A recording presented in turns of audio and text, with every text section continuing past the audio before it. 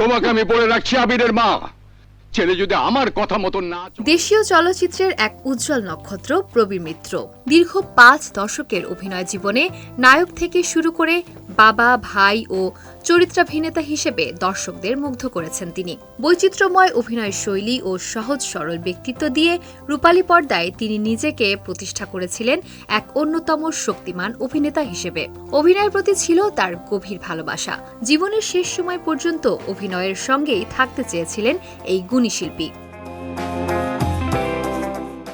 তবে তারকা স্বামীর পেশাগত জীবনের কঠিন বাস্তবতা ও আত্মত্যাগ খুব কাছ থেকে দেখেছিলেন তার স্ত্রী।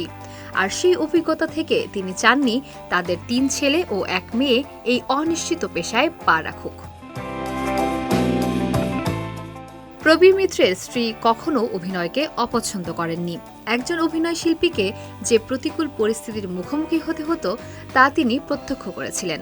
কাজের তাগিদে দিনের পর দিন পরিবার ও সন্তান ছেড়ে দূর দূরান্তের শুটিংয়ে থাকতে হতো অভিনেতাকে।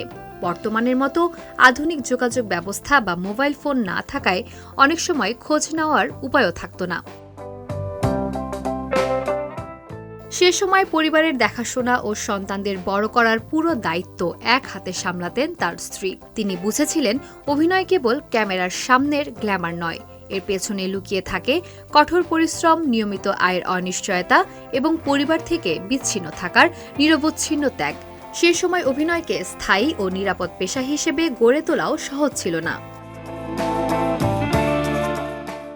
স্বামীর সংগ্রামের সাক্ষী হয়ে প্রবীর মিত্রের স্ত্রী জানতেন এই পেশায় মানসিক ও সাংসারিক জীবন কতটা চ্যালেঞ্জিং হতে পারে। মূলত সন্তানদের সেই কষ্ট, মানসিক অনিশ্চয়তা ও বিচ্ছিন্নতা থেকে আগলে রাখতেই তিনি তাদের অভিনয়ে আসার বিষয়ে নিরুৎসাহিত করেছিলেন।